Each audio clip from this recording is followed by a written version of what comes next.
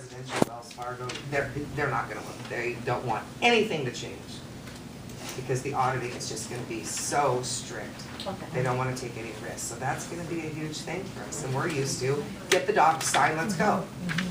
So I figure I'll work on Monday distributing closing disclosures, take Tuesday, Wednesday, Thursday off, and then close like 17 hours on Friday.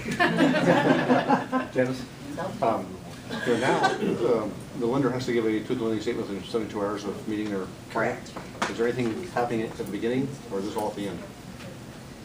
I don't understand the question. Is the lender gonna have to give something like this? Yes, the lender's gonna have, the lender, and Lindsay and I are gonna talk about that a little bit. The lender's gonna have to give them what's called a loan estimate. And pretty much, yeah, that what's gonna happen is they're gonna have their loan estimate and their closing disclosure, so they can literally sit like this, even though it's printed on here as well. So yes, they are gonna have the same thing. Because right now, was it January 1st, Lindsay, when pretty much you guys started to have adhering to, if you had to redisclose, you had to wait another 3 days, and so they're pretty much already, their feet are pretty much being held to the fire. But I think the biggest thing is gonna be invoices at the last minute, and the 3-day, you're gonna have to prepare your clients that you're gonna get a closing disclosure and then wait. That 3 days. Lindsay? So I'm hiding. What? Let's go first. several months ago, I was told that the consumer actually has to come in and sign this. It can't be like DocuSign to them or anything. They're gonna give us several different options. I don't think DocuSign is gonna be one of them. The problem that, and Lindsay, you can add in on this, but that lenders have with the DocuSign, and especially like a closing disclosure, if my husband's fishing, I can log in a DocuSign for both of us. And then he comes back and goes, what, that old bat did that while I was out fishing, I never saw this. You know, so that's what they're leery of. I don't know if it's gonna be an email receipt. We're gonna get it figured out though, and they've been working pretty well with us on that. And you know, we're not sure at this point, do both of them have to acknowledge it, one of the buyers? So there's still a lot of ifs that we, you know, we're not exactly sure of everything yet, but it is coming and it is gonna happen. And it is gonna look like this, and there are gonna be 3 days.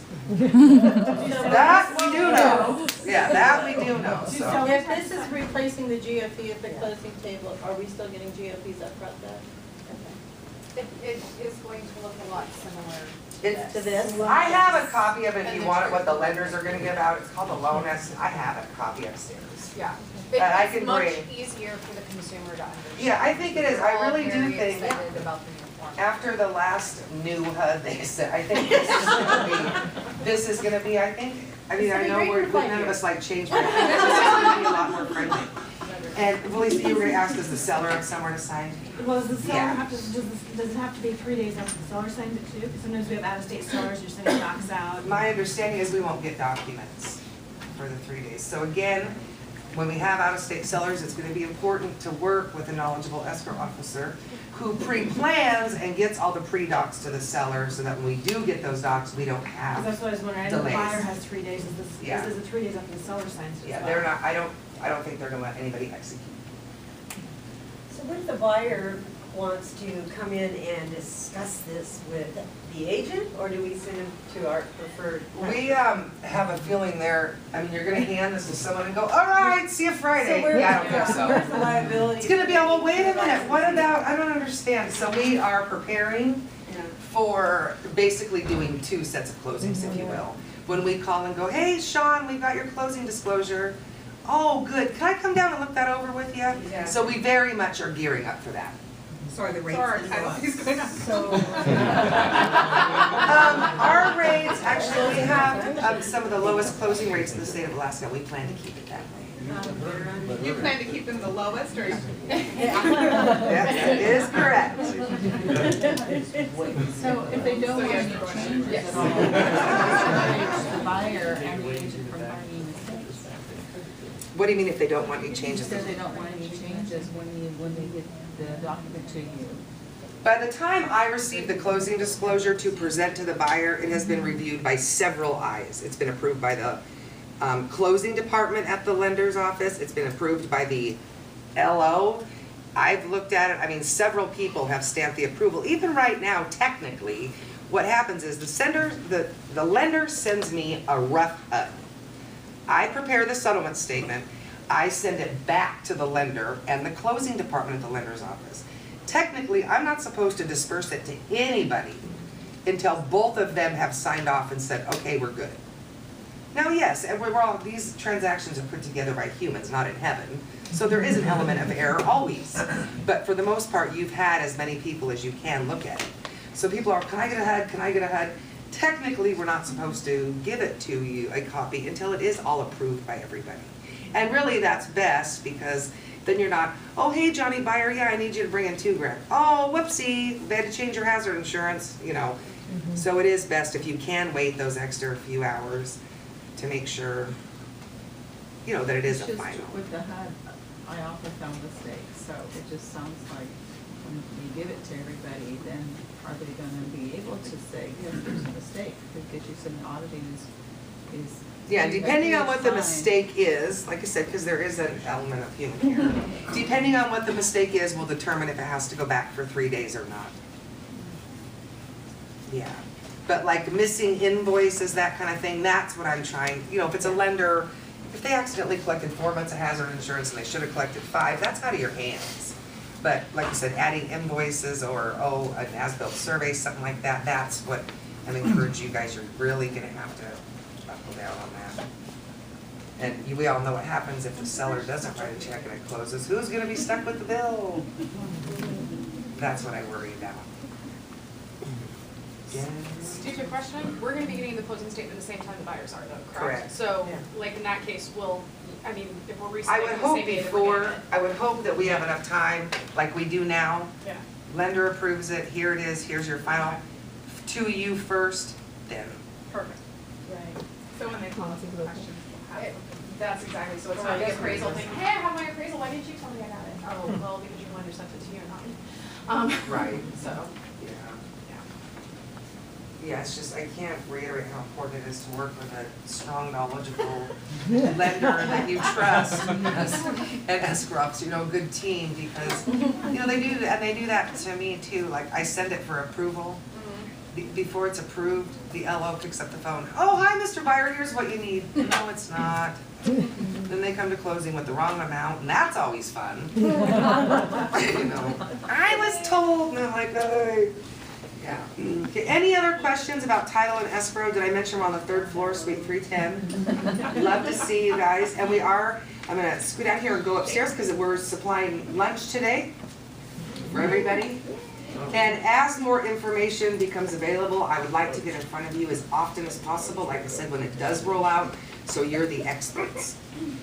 And again, I don't have to hear in 5 years, this new closing disclosure is killing me, Janice. So, you know, we can all learn it together. And I think it's gonna be a positive, I really do. Hey, at least we got a copy of it well in advance. Yeah, I think it's gonna be a positive, but what they did is, you know, when you refinance your personal residence, you sign and then you can't do anything for 3 days. They said, well, why aren't we doing that on purchases? It's even a bigger decision. Well, now they are. Okay, any other questions for me, anything? Is this helpful information for you guys? Cards here. So kind of where I wanna go from that, we're gonna start, next week, we're gonna start a series on delivering customer service, and I'm gonna actually jump off of that track for a minute and that curriculum. So what are the challenges that let's think ahead, right? I've said for years and years, I want you thinking 90 days out, 120 days out, think strategically. What are some of the practices that we have on a daily basis that we do in a transaction that could become very challenging under the new set of rules? And what issues are gonna show up in your lap that you may not be thinking about right now? Yeah. I think you better start thinking about a longer closing period. Because I think that 3 days could turn to 6, could turn to 9, could turn to 12. And I think 45 days might not be long enough, and it's better to ask for more and close earlier. So Under promise and over deliver. I really think so, because I just see the buyers are gonna pick that thing apart, and just because of lack of knowledge, especially first-time home buyers. Sure, I think that's a great point, Sean. So 2 things, appraisal required repairs, might throw a wrench into that equation. And then appraisal's coming in lower than the agreed sales price. We're getting further, there's a lot more negotiation, and then that kind of opens up the whole box. Because everything kind of Yeah, changes. right. So Yeah. then the dates that we think that we have in line, all of a sudden the lender's gonna start changing prices, and they gotta re-verify because they're going to a new month and all that. Yep, absolutely. Liz? My thought is regarding what Janice said about the final walkthroughs. You know, my concern would be, I might have buyers that want to do their final walkthrough before they see this closing document, and before they set up signing appointments, so that nothing does change on that HUD. So I might need to prepare sellers for being out the weekend before the week of closing, instead of up until the night of closing. Or you end up doing 2 final walkthroughs. Right.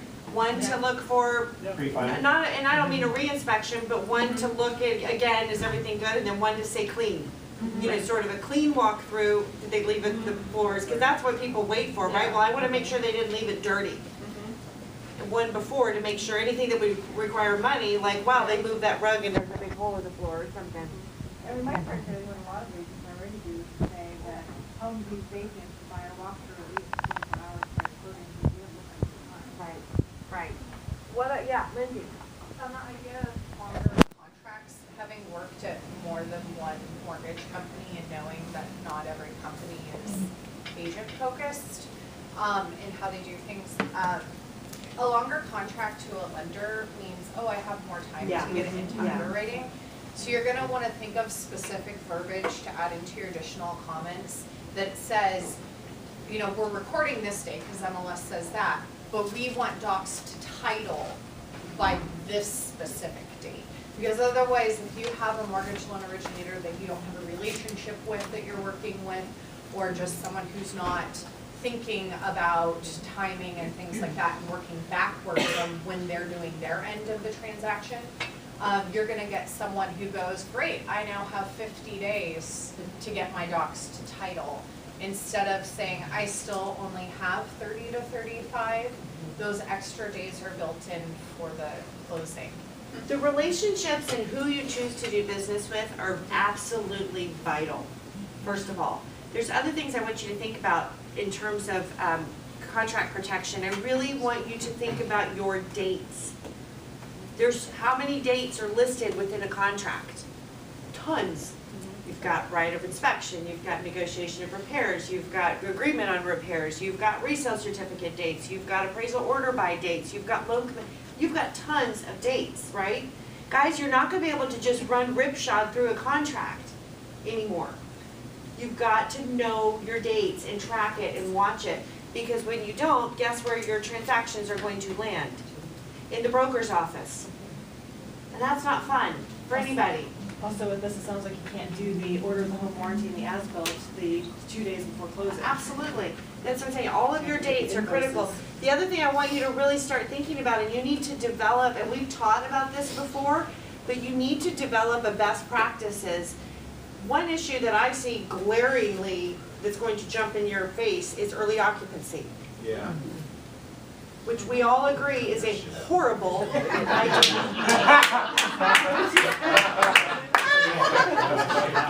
I mean, early occupancy is frightening and scary and risk heavy and totally laden with all kinds of problems. You know, I was talking with Cuesta, and I do a spin class on Mondays, and we were sitting on the bikes waiting for class to start a couple weeks ago. And somehow we got to talk about early occupancy, which is, as you can imagine, with a high volume of new construction sales that she represents, that comes up quite a bit, more so even than normal. And she said she literally had it happen. The detached garage, they moved in the day before closing, the detached garage burned to the ground that night. Guys, now whose is it? Whose fault? Who's liable? Who pays? All those things, right? So can you imagine this becomes a very easy solution? Oh, okay, well, we have 3 more days, but let's just do a quick early occupancy. Yeah, well, and it's plain and simple on paper, but when it comes down to somebody writing a check, trust me, insurance companies will fight you tooth and nail. They're not going to just write the check. They're going to come up with every reason and every out to say that that was not covered by that. Or guess what? You write a sloppy earnest, and I'm not saying this judgmentally, but you write a sloppy early occupancy agreement, and you don't have and follow through and make sure your buyer got their insurance, so you have double coverage. I guarantee you that happens all the time. I guarantee you. Yeah, I got it covered. You know, Jared's my agent. Oh yeah, Jared, I got it taken care of. And he goes, okay, great, I trust you. Yes, word. I trust you, trust but verify, like teenagers. So my point is that I can very much see early occupancy becoming a much more talked about issue in something like this. Well, my buyer's homeless and they've already put everything out, and now we're delayed another 3 days. You can play all the stories out in your mind, the scenarios that are going to happen. Guys, you have got to become a contract expert. You cannot just be a contract writer. You have to become an expert. Every time a contract class is taught, guys, you should be here. I don't care if you've written 100 of them. There's always more to it. I sit across the table from top agents and we tear apart contracts and go, man, I don't know the answer to this. Because it is complicated. So this is a great, the fact that Janice is proactive enough to say, I need to get on your calendar, I need to get in the team meeting, I need to start educating your agents, that is such a gift, and I don't want you to take it for granted, because what it gives you is plenty of time to adjust your practices. Plenty of time to start changing how you set up repairs and get payments for it and do walkthroughs. Just get in new habits. Just start pretending like this is the scenario. Have the expectations conversation with your seller ahead of time. No, we're not going to push repairs to the last minute. They're going to be done a week ahead of time because we're going to have time for a re-inspect. We're going to have time, all these things. This is a great opportunity for you to take your systems, totally review them, and go, okay, where are my holes? We all have them, right? And we talk about the fact that if you want to know if your system is really good, push it and see where the cracks are. That's what this new change is going to do. It's going to push your systems and it's going to reveal where the cracks are. It's okay. We all have cracks in our system. That's not a bad thing. The question is, do you adjust and fix it? So now you can do it ahead of time, so you're not the one going, crap. What do I do now? Does that make sense? I see this as being a real challenge on foreclosures, especially with HUD, where you have to pay an extension fee and pay a daily fee for every day you're delayed past closing. Sure. That's a conversation you'll have to have with your buyers, potentially. Be prepared. Have extra money. If the extension is in time, or they will cancel your contract. Exactly. Let's be thinking. Yeah, you can't leave a deal for 3 weeks and come back to it, essentially, is what this is going to mean. Not that anybody in this room does that, but there are people out there that do that. Well, and one thing is preparing your buyers, because it's great to say, I want the home to be vacant, or I want it to be whatever, but in all honesty, this is a seller's market, at least the one I'm playing in. So that's not gonna fly in a multiple offer situation. So having a conversation with your buyer and saying, here's the situation, I strongly encourage, we've started not making it mandatory, but really, really pushing that they get a re-inspect. Because I don't want their eyeballs to be the only ones, and then after closing, they're saying, well, really, this wasn't done. Get that re-inspect from the home inspector, just pay the money and do it. We have a $40,000 issue right now on the desk because of a failure to get a re-inspection. It had nothing to do with our licensing. Yeah. Had everything to do with the other side of the deal. Well, Our guy represented the seller, but guess who got named in it? Oh, yeah. And so really pushing and preparing your buyers that, hey, you get the re-inspect to check for the repairs. As far as cleanliness and everything else, have that conversation about what to expect and what you've seen. But really preparing those buyers up front that, this is a moving target. And, you need to go to an extended stay if you need to. What's plan B and C? Yeah, have it ahead of time. Yeah. Right. How does that look?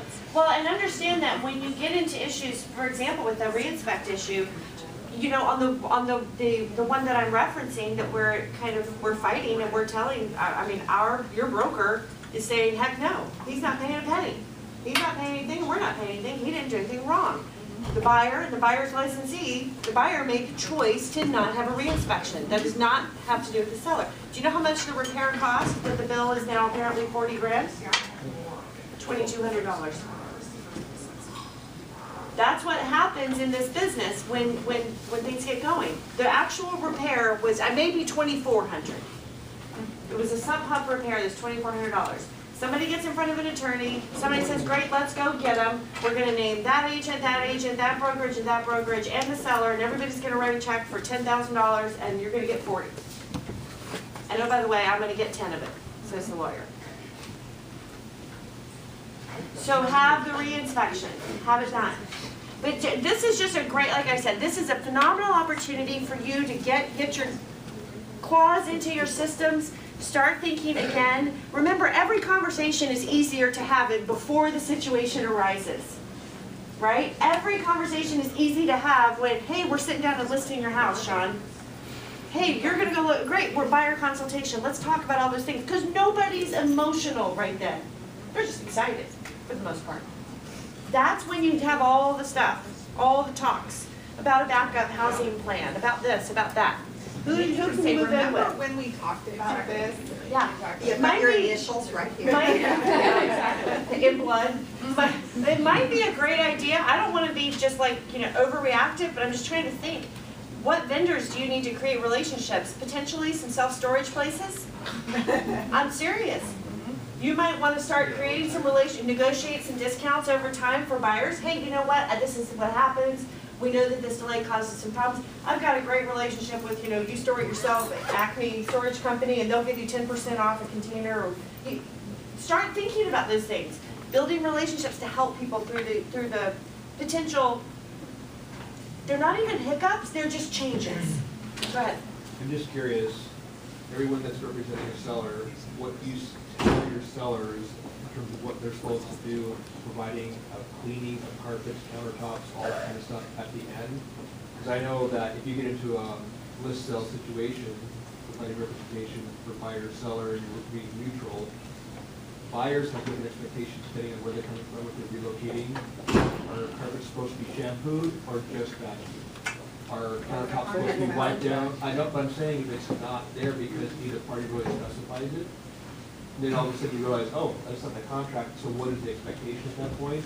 That's where I start seeing a lot more things of, at the end, buyers get really particular if the transaction didn't go according to the contract dates and things are getting pushed back.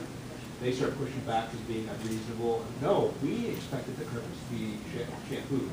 So that's where, when temperatures get flared, that's when things start going. Here's my recommendation. You guys all do it the way you want to do it. My recommendation is you tell your seller, how do you want the house when you move in? You leave it the way that you would want to move in, which is carpets shampooed and cleaned, house in professionally clean condition. I give them the military. Yep. When the IG's coming and they pull the refrigerator out and the coils have in front of them. She's not kidding. Yeah. No, I agree. I expect my sellers to transfer a property the way I would want them to. Absolutely. White glove. Okay, I'm gonna get you, when Jared's like, oh, make that happen, make it so. Okay, I'm gonna break 2 minutes early, give you guys a chance to grab some food before you hit the road for tour. But thank you, Casey, you are such a And next week, team meeting, we're gonna start delivering customer service. So definitely be here for that, and it'll be good stuff. Thanks, Lynn.